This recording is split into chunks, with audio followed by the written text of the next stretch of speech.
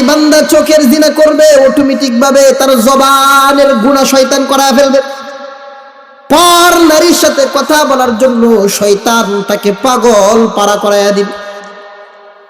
আর জবান দ্বারা যখন জবানের জিনা করাইবে তখন কর্ণেও কহরের জিনা করাইবে।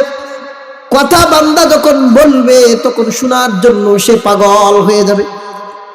আর যখন শুনবে তখন সে এই যে চোখ থেকে আসলো মুখের মধ্যে জিনা, একটা জিনিস হেফাজত না করার কারণে পর নারীকে দেখার দ্বারা কথা বলার ইচ্ছা জাগবে।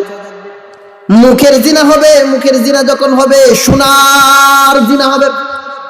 আর যখন শুনবে দুইজনের মধ্যে যখন শয়তান প্রেম প্রীতি ভালোবাসা জড়াইয়া দিবে, এখন পুরুষের মনের মধ্যে শুধু লালন থাকবে, কেমনে জামু ওরে গিয়া কেমনে সাক্ষাৎ করতাম।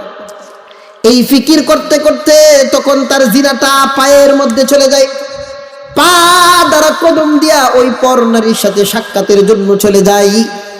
আর শয়তান যখন পায়ের জিনাটা করাইয়া ফেলে তখন একসাথে সাক্ষাৎ হওয়ার পর পর নারীকে সে ধরতে চায়, সইতে চায়।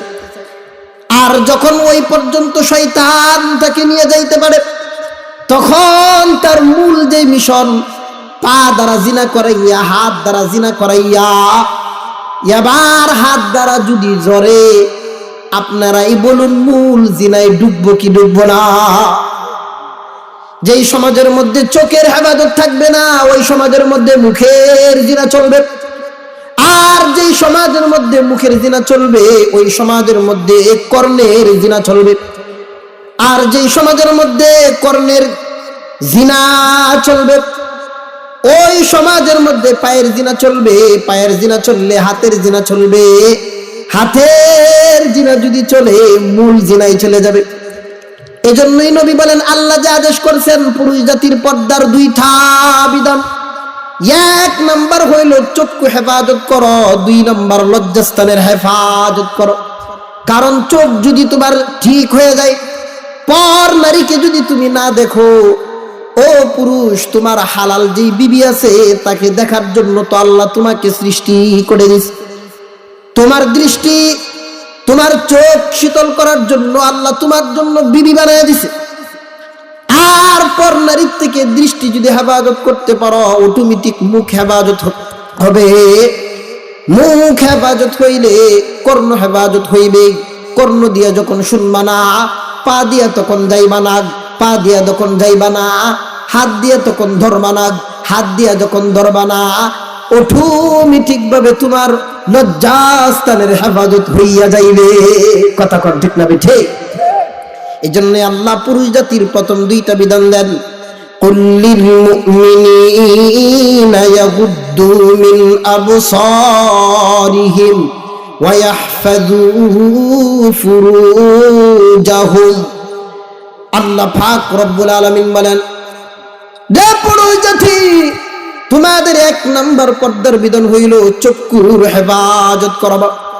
সমাজের মধ্যে অনেক বয়োবৃদ্ধ, অনেক বাবার বয়সে মুরব্বীদের কেউ দেখেছি চোখের জিনাটা বাবা এমন, একসাথে যদি আপনি মুফতি সাহেবের সাথেও যান, ইমাম সাহেবের সাথেও যান, শয়তান আপনাকে এমন কুমন্ত্রণা দেয় যে চোখের জিনা একসাথে, তাই কাও চোখের জিনা। পর নারীকে দেখে দেখে মনের মধ্যে লিপ্সা লালন করতেছে, চোখের জিনার মাধ্যমে ফিকিরের গুনাহ চলতেছে। কিন্তু এই চোখের জিনা যে চলে এটা আমরা কে গুনাহই মনে করি না। এজন্যই নবী মূল জিনায় যাওয়ার এক নাম্বার প্রথম সবক দিলেন, চোখ যদি পুরুষ জাতি হেফাজত করে জবান তার হেফাজত হইয়া যাবে। জবান যদি হেফাজত হইয়া যায় কর্ণ তার হেফাজত হইয়া যাবে। কর্ণ যদি হেফাজত হইয়া যায় পা তার হেফাজত হইয়া যাবে। পা যদি হেফাজত হইয়া যায় হাত হেফাজত হইয়া যাবে। আর একটা পুরুষের হাত পর্যন্ত যদি হেফাজত করতে পারে এই সমাজের মধ্যে জিনা হবে না। এই সমাজের মধ্যে আর কোনদিন পর নারীর সাথে ধর্ষণের মতন ঘটনা ঘটবে না। কথা কোন ঠিক না বেঠে? এই হলো পুরুষ জাতির পর্দার দুইটা বিধান। খারাপ লাগতেছে আপনাদের? চলবে আর কিছু কম?